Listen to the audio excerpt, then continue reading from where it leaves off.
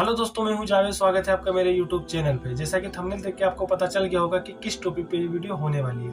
अगर आप कुवैत देश जाते हो आज़ाद वीजे पे, सून वीजे पे, तो आपको किस काम में जाना चाहिए, तो उसमें आप अच्छा खासा पैसा बचा सकते हो। और अगर आप फ्रेशर हो, पहली बार जा रहे हो, तो आपको आज़ाद वीजा लेना चाहिए कि नहीं लेना चाहिए, तो इसके बारे में हम आज आपको बताने की कोशिश करेंगे दोस्तों। और वीजा कितने का मिलता है, कहाँ से लेना चाहिए, तो इसके बारे में भी हम बताएंगे। तो दोस्तों, इस चैनल पर जो फर्स्ट टाइम है, चैनल को सब्सक्राइब कर दें, बेल आइकन को दबा दें, और वीडियो पसंद आए तो लाइक कर देना भाई। लाइक करने में कुछ नहीं जाता भाई, प्लीज लाइक कर देना। आप लोग वीडियो तो देखते हो लेकिन लाइक नहीं करते हो। तो चलो वीडियो यहीं से स्टार्ट करते हैं।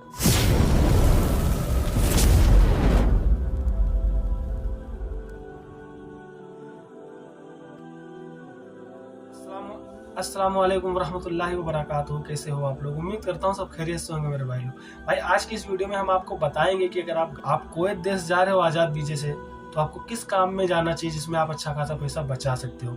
और अगर आप पहली बार जा रहे हो तो आपको वीजा लेना चाहिए कि नहीं लेना चाहिए। जैसे कि आप बिल्कुल फ्रेश हो, आपको कुछ भी नहीं मालूम है, तो आपको आज़ाद वीजा लेना चाहिए कि नहीं लेना चाहिए, तो इसके बारे में हम आज आपको बताने की कोशिश करेंगे।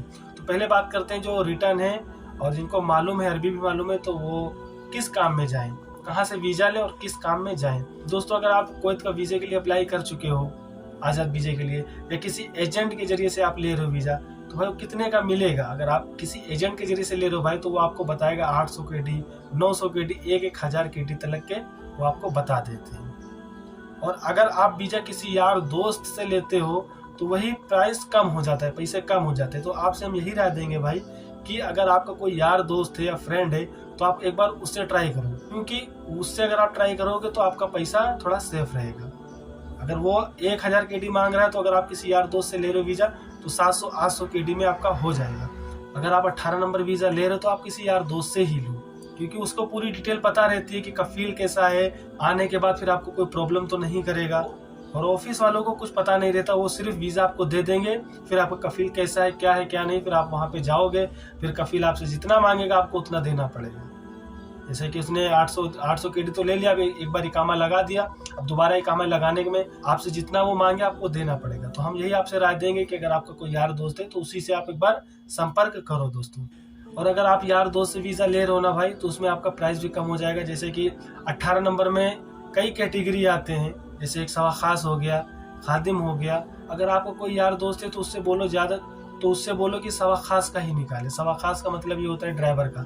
अगर ड्राइवर का निकाल देगा तो उसमें क्या होता है कि इकामा थोड़ा कम पैसे में लगता है, तो उसमें थोड़ा कम चार्ज होता है, तो आपसे कफील भी थोड़ा कम ही पैसा लेगा। और अगर कफील अच्छा रहा तो दोबारा जब इकामा लगाने का नंबर आएगा तो आपसे शायद पैसा भी ना ले, अगर अच्छा कफील है। क्योंकि मेरा दोस्त ऐसे ही काम करता है, मेरे गाँव का ही है, वो अच्छा खासा पैसा कमा रहा है। पहले उस घर पे गया, उसने पैसे दिए, 800 KD दिए थे उस टाइम, उसने दिया 800 KD, उसने लगा दिया। फिर अभी तक के आज उसको 8 साल हो गए, 7-8 साल हो गए, उसका कफील उससे 1 रियाल भी नहीं लेता, क्योंकि 5 KD में इकामा लगता है ना सवा खास का, तो वो उससे 1 रियाल भी नहीं लेता है, और इकामा उसका हर साल फ्री लगा देता है।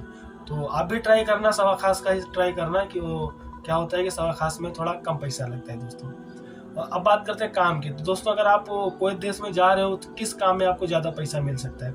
जैसे कि आपको ड्राइविंग मालूम है भाई, अगर आपको ड्राइविंग मालूम है तो बहुत अच्छी बात है भाई। आपको अगर ड्राइविंग मालूम है तो आप अच्छा खासा पैसा कमा सकते हो।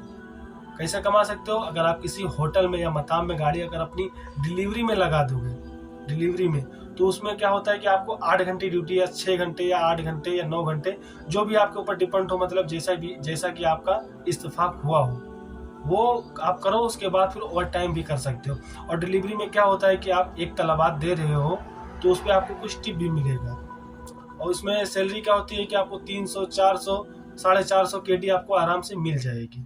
तेल उन्हीं का रहता है, गाड़ी और तेल सब कुछ उसी का रहता है दोस्तों। और अगर आप किसी घर में काम लगाते हो, जैसे कि आप किसी घर में काम लगा रहे हो, तो उसमें आपको 250 से ज़्यादा तो सैलरी भाई नहीं मिलेगी, मुश्किल हो जाता है। 250 KD तक आपको सैलरी आराम से मिल जाएगी। तो 250 KD इंडिया का 60-70 हज़ार रुपये बन रहा है। या आप पढ़े लिखे हो तो भाई आप अच्छा खासा पैसा कमा सकते हो, 1 लाख प्लस भी कमा सकते हो। जैसा कि आपने कंप्यूटर कोर्स कर रखा है तो आप कैशियर भी बन जाओ। जैसे वहाँ पर होते हैं जमैया, कुवैत देश में जमैया होते हैं। जमैया एक मार्केट, सुपर मार्केट को बोलते हैं। तो उसमें अगर आप कैशियर बन जा रहे हो, ऊंची पोस्ट की कोई भी अगर आपको नौकरी मिल रही है, तो उसमें आप अच्छा खासा पैसा आराम से कमा सकते हो भाई। और अब बात करते हैं जो फ्रेशर, जिनको मतलब कुछ भी नहीं मालूम है, तो क्या उनको आज़ाद वीज़ा लेकर के जाना चाहिए? पहली बार विदेश जा रहे हैं तो क्या उनको आज़ाद वीज़ा लेकर के जाना चाहिए?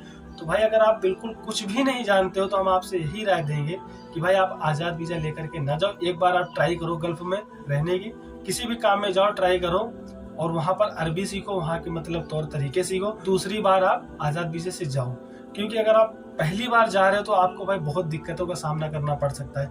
जैसा कि आपको रूम ढूंढने के लिए प्रॉब्लम हो सकती है, वहाँ की बोली भाषा प्रॉब्लम दे सकती है, वहाँ की ट्रैफिक और वहाँ की रोडें, मतलब ये सब पहली बार, क्योंकि वो पहली कंट्री होगी ना, तो ये सब आपको दिक्कतों का सामना करना पड़ सकता है। क्योंकि आप पहली बार जा रहे हो, आपको सबसे बड़ी दिक्कत है लैंग्वेज की।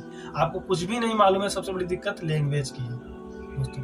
तो हम आपको यही राय देंगे कि अगर पहली बार आप जा रहे हो तो एक बार ऐसे ही मतलब सफर लगाओ, साल भर का ही क्यों ना लगाओ, लेकिन पहले आप एक बार सफर लगाओ।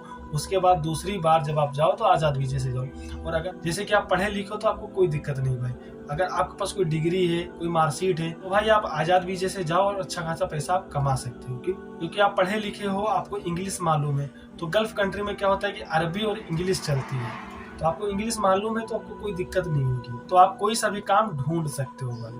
तो भाई वीडियो बनाने का मकसद ये था भाई कि अगर आप गल्फ कंट्री जाते हो, आज़ाद वीज़े पे जाते हो, तो आपको पहली बार में वीज़ा आज़ाद लेना चाहिए कि नहीं लेना चाहिए, और अगर आप रिटर्न हो तो आपको क्या सैलरी मिलेगी और किस काम में आपको जाना चाहिए भाई। तो हमने आपको बताया कि भाई होटल का काम बहुत अच्छा है। होटल में हमारे जितने गाँव के बंदे हैं, जितने दोस्त हैं, सारे लगे पड़े हैं, 1 लाख प्लस ही कमा रहे हैं भाई। 1 लाख प्लस ही वो लोग कमा रहे हैं और होटल में लगे हुए तलाबात कर रहे हैं भाई। तो हम आपको यही राय देंगे कि अगर आप जा रहे हो, ड्राइविंग मालूम है आपको, तो आप होटल में ही गाड़ी लगाने का कोशिश करो। और हाँ भाई, अगर आपके पास थोड़ा पैसा है तो आप कोशिश करो अपनी गाड़ी खरीदने की। अगर आप अपनी गाड़ी खरीद लेते हो भाई, तब तो आप 1 लाख से ऊपर ही महीना कमाओगे, इससे नीचे आप कमा ही नहीं सकते भाई। क्योंकि अगर आपके पास खुद की गाड़ी होगी, 1000-1500 KD में आराम से गाड़ी मिल जाएगी। आप वहाँ पर जाओ, कुछ दिन काम करो, यार दोस्तों से ले करके कुछ पैसा अपना इकट्ठा करो, फिर आप गाड़ी लेने की कोशिश करो। अगर गाड़ी आपके पास हो गई है तो आप अल्हम्दुलिल्लाह अच्छा खासा 1 लाख प्लस ही आप कमाओगे। तो आई होप ये वीडियो आप लोगों को पसंद आई तो लाइक करना, शेयर करना, सब्सक्राइब करना। गल्फ से रिलेटेड अगर आपको कोई सी भी वीडियो चाहिए तो डिस्क्रिप्शन में इंस्टाग्राम का लिंक है, जाके फॉलो करो, कमेंट करना। इंशाल्लाह कोशिश करेंगे उस पर वीडियो लाने के लिए। तो मिलते हैं आपको किसी नेक्स्ट वीडियो में, तब तक के लिए अल्लाह हाफिज, ओके बाय।